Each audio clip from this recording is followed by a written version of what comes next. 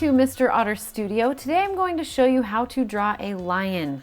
I'm going to draw it in pencil first, and I'm actually going to go over it in a Sharpie. Alright, I'm going to be drawing dark, but you need to draw really lightly so you don't have to erase as many lines. Let's just start out with an oval, and it's going to be kind of at an angle, almost like it's looking that way. So the oval would almost be tilted on the top in that direction. So kind of in the middle of your paper, and the top of the oval is going to be a little bit smaller than the bottom. Then we're going to divide this into 3 different parts. So with 2 lines, and I'm kind of going at an angle because this line's kind of looking in this direction.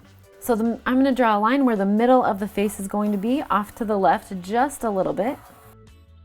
And then a little bit up from this line, I'm just going to make a mark like that. That's where the top of the lion's nose is going to be. And then I'm just going to draw a line up from it that meets this line. This line is almost like the eyebrow or the top of the eye. And to draw the lion eyes, we're just going to draw circles first, and then we're going to draw their cool eyebrows. So almost like a triangle down here and a triangle up in this corner. So you have a triangle down here, and then you have a triangle up in this corner. And then I'm just going to put a little indication of where that middle dot is. And we'll make these eyes look a little bit more shut as we start to draw it, just by bringing some lines back up into it. Because you wouldn't see this whole circle. It's going to be kind of cut off with these eyelids, the upper and the lower eyelid. Let's draw the nose in. I'm going to bring up the nose just a little bit higher than this line. It's a pretty big nose, so I'm going to you can draw a little dip in the middle and then come over. And then just draw a triangle. Then on this side is a nostril, I'm just going to bring a little line up, and then on this side is part of a nostril as well. And then there's some wrinkles and different things in the middle here. That's mostly just shaded in. Draw a line coming straight down from that. And then we're just drawing an upside down V, and then we're going to make it into more of a W by curving these sides up. Then for the nose, you can draw some lines coming in, just showing that there's kind of a shape in there, and then we'll draw this chin.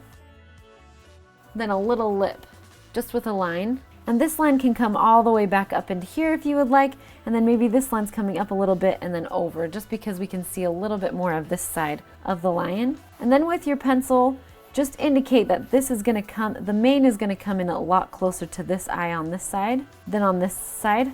So this is where we're going to be drawing the mane. Let me zoom out around this lion. It's almost like they have this cheekbone in here. So we're just kind of drawing where the mane is coming to. Then let's just erase this circle.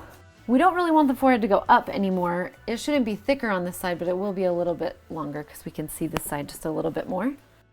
And now let's just draw a light line where this mane is going to come. So it's coming a little bit closer on the top and then out a lot on the bottom and around the edges. Then there's these 2 kind of dark shapes that come in, almost like a tall box that's over the eyes. And there are going to be like some whiskers coming out of there, and definitely along the mouth. We can just indicate that. I'm just going to draw 3 lines in, and then along that line you can kind of make the dots for the whiskers. So draw those lines really lightly so you don't have to erase them.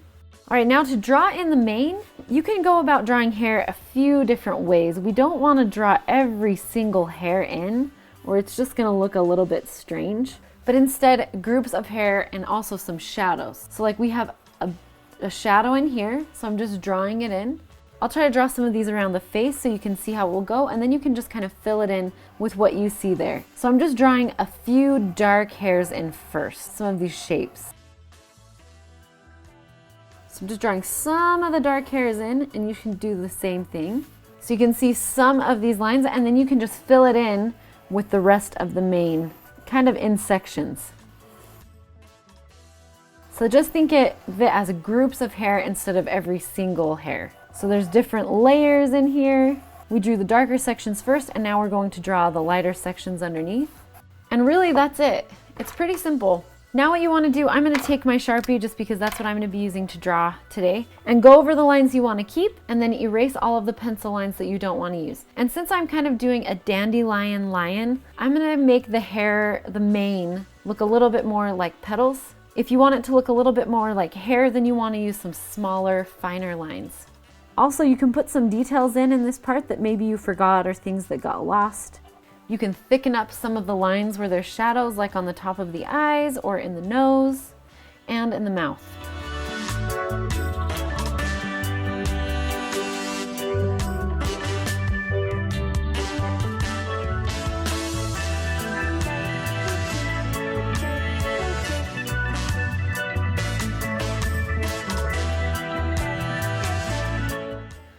add some whiskers, add any other details that you think need to be there very last. I'm just gonna put some lines in with my pen, just using some hatching to create some shadows in the eyes.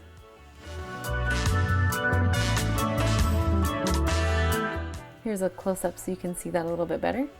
So now you just want to erase all of the pencil lines and you are finished.